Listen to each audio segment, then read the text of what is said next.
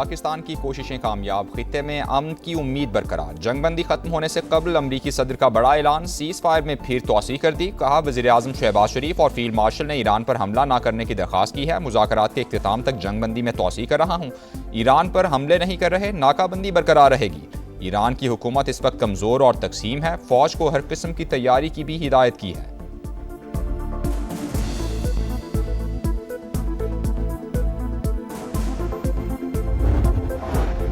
Cease fire में तोसी, वज़ीर आज़म शहबाज शरीफ का अमरीकी सदर से इजहार तशक्कुर। कहा अपनी और फील्ड मार्शल की जानिब से जंगबंदी में तोसी की दरख्वास्त कबूल करने पर सदर ट्रंप का शुक्रिया अदा करता हूँ। हमारी दरख्वास्त को खुश दिली से कबूल करते हुए जंगबंदी में तोसी की गई। जंगबंदी से सिफारती कोशिशों को आगे बढ़ाने में मदद मिलेगी। पाकिस्तान तनाज़े के मुज़ाकराती हल के लिए संजीदा कोशिशें जारी रखेगा। उम्मीद है दोनों फरीक जंगबंदी का एहतराम जारी रखेंगे। इस्लामाबाद में मुज़ाकरात के दूसरे दौर में जामे अमन मुआहदे की तवक्को है।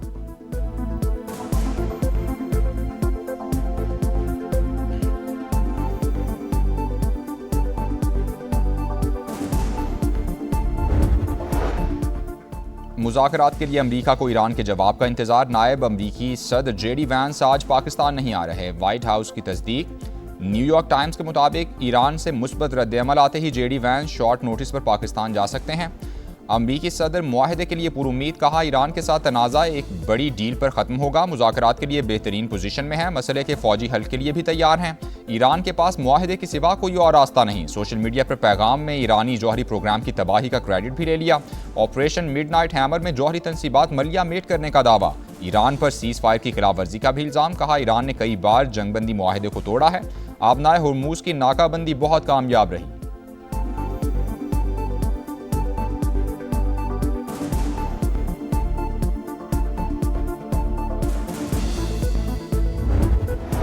मुज़ाकरात के लिए पाकिस्तान जाने का हतमी फैसला अभी नहीं हुआ, ईरान ने बता दिया। सदर पज़ेश्कियान ने धमकियों के साये में मुज़ाकरात को नाकाबिले कबूल करार दिया। किसी दबाव में न आने का ऐलान। कहा हमें एक दुश्मन के बजाय मुतअद्दिद ताकतों का सामना है। ईरानी वज़ीर ख़ारजा अब्बास अराग़ची ने कहा नाकाबंदी का अमरीकी इक़दाम जंग के बराबर है। किसी तिजारती जहाज़ पर हमला और अमले को यरगमाल बनाना संगीन जुर्म है।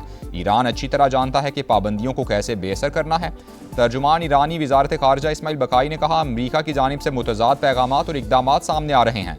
ईरानी बंदरगाहों पर बहरी नाकाबंदी बैनुल-अक़वामी कानून की खिलाफ वर्जी है।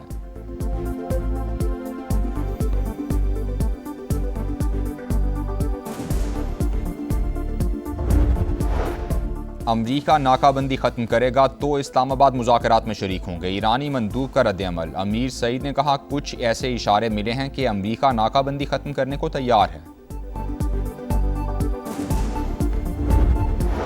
यूएन सेक्रेटरी जनरल का अमरीका की जानिब से जंगबंदी में तोसी का खैर मकदम। अंतोनियो गुतरेस ने कहा कि जंगबंदी में तोसी कशीदगी कम करने और एतमाद साजी की जानिब एक अहम कदम है। मुज़ाकरात देर पा अमन के लिए ज़रूरी हैं। पाकिस्तान मशरिक़ वुस्ता में अमन के लिए पुरअज़्म, तनाज़े के हल के लिए हर मुमकिन कोशिशें कर रहे हैं। फील्ड मार्शल आसिम मुनीर ने अमन मुज़ाकरात में अहम किरदार अदा किया। वो खित्ते में इस्तेहकाम के लिए मेहनत कर रहे हैं। वज़ीर आज़म शहबाज शरीफ की समा से खुसूसी गुफ्तगू। कहा पाकिस्तान का आलमी इमेज बेहतर और मुस्बत तासुर मज़ीद मजबूत हुआ। पाकिस्तानी कौम अमन पसंद, हमारा पैगाम दुनिया भर में इस्तेहकाम है।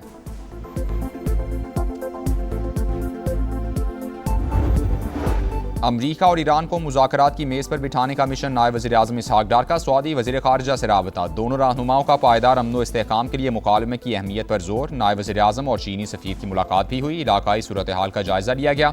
खित्ते में अमन के लिए पाकिस्तान की सिफारती कोशिशों की भरपूर हिमायत। इसहाक डार की मिस्री वज़ीर ख़ारजा से भी टेलीफोनिक गुफ्तगू। इलाकाई पेशरफ्त पर तबादला ख्याल हुआ। अमन और इस्तेहकाम के लिए बातचीत की अहमियत पर जोर।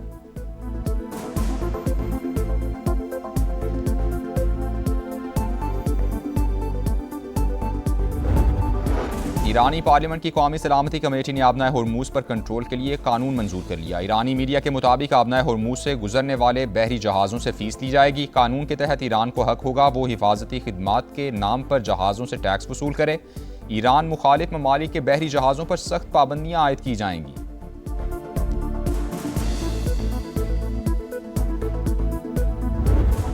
अमरीकी महकमा खजाना ने ईरान पर नई पाबंदियां आयद कर दी। ईरान, तुर्की और यूएई में मौजूद 14 अफराद, कंपनीज और हवाई जहाज़ों पर पाबंदियां लगाई गईं। हुकाम के मुताबिक कंपनीज हथियार और ड्रोन्स के पुर्जे हासिल और मुंतकिल करने में मुलव्वस हैं।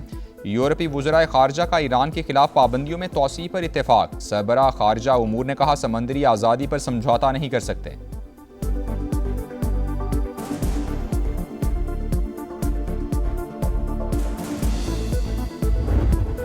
सदर मुमलिकत से गवर्नर और वज़ीर आला सिंध की मुलाकात, सियासी सूरत हाल और तरक्याती मनसूबों पर बातचीत। सदर आसिफ जरदारी का मौसर तर्ज हुक्मरानी और अवामी फलाह यकीनी बनाने और मौसर इश्तराक पर जोर। कहा कौमी और सूबाई सतह पर हम आहंगी को फ़रोग दिया जाए।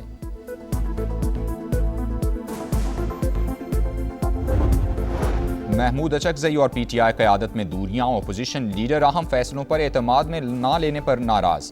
9 और 19 अप्रैल के जलसों के ऐलान से पहले मुशावरत ना किए जाने का शिकवा। बैरिस्टर गौहर मामलात सुलझाने के लिए सरगर्म। वज़ीर आला सुहेल आफरीदी से मुलाकात, महमूद अचकजई से मुशावरत करने पर इत्तेफाक। कहा अचकजई साहिब की अगर कोई नाराज़ी है हम दूर करेंगे।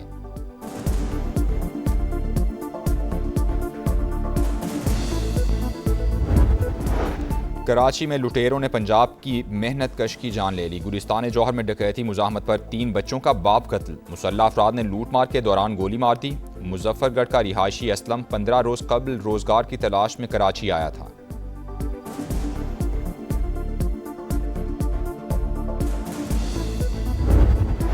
और टीम रावलपिंडीज को PSL में मुसलसल 8वीं शिकस्त। मुल्तान सुल्तान्स ने 6 विकेटों से हरा दिया। 167 रन का हदफ मुल्तान ने 19वें ओवर में हासिल किया। पहले मैच में लाहौर कलंदर्स ने क्वेटा ग्लैडिएटर्स को 9 रन से शिकस्त दी।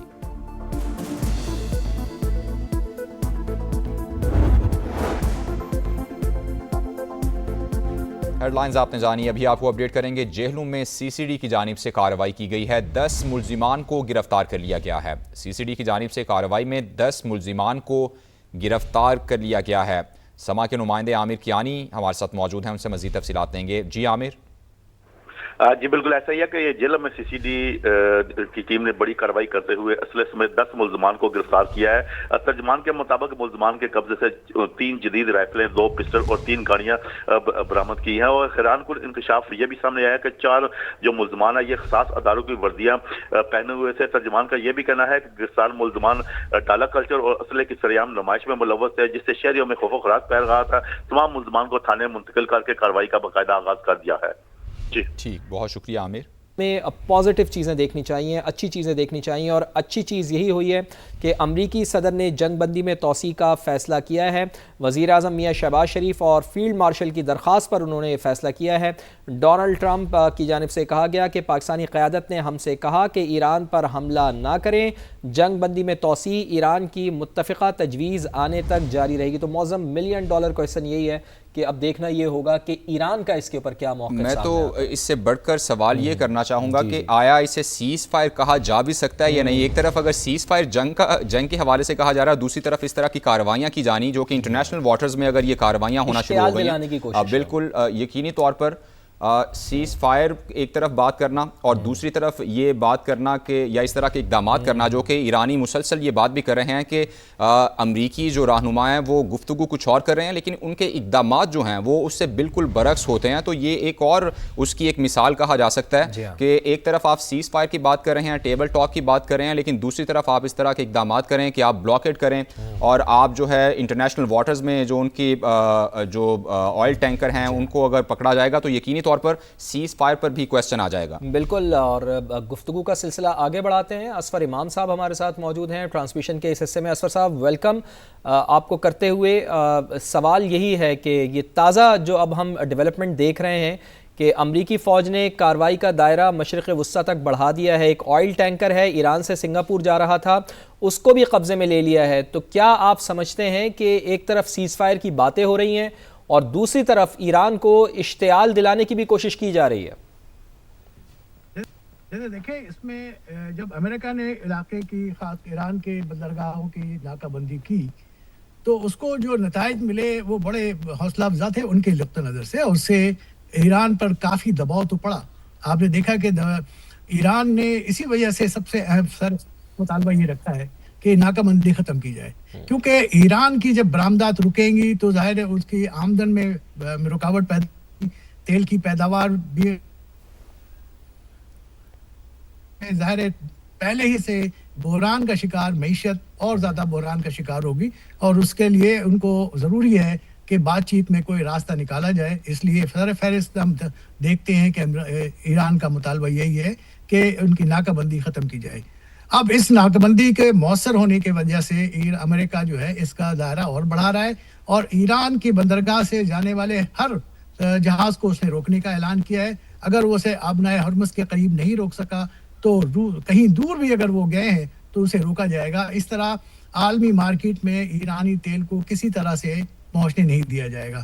इसका नतीजा ये होगा कि ईरान की मैशत बहुत ज़्यादा मुतासिर होगी और ये एक अमेरिका को बारगेन पोजीशन दे सकेगी। और अब देखें कि ये इस आखिरी वक्त में मुआहदे से दोनों की ख्वाहिशात ज़रूर है कि मुआहदे हों, लेकिन दोनों की कोशिशें भी हैं कि ज़्यादा से ज़्यादा अपने लिए। तो असफर साहब, आप ये समझ रहे हैं कि अमरीकी ये जो नए इकदाम हैं इनसे ईरान मरूब होकर मेज़ पर ही आएगा, रिटेलिएट की कोशिश नहीं करेगा?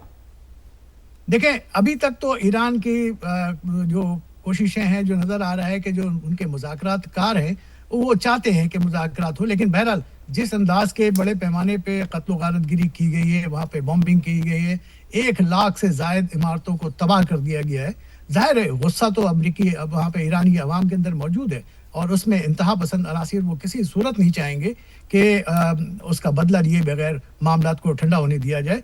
आपने देखें ईरान के अंदर एक अंदरूनी कश्मकश तो पैदा हो गई है। आप देखें कि जो जिम्मेदारान हैं, अभी जो रहबर आला हैं, उनकी तरफ से कोई भी अब तक एक बयान सामने नहीं आया उनके, क्योंकि हालांकि हतमी फैसला उन्हीं के हाथ में है।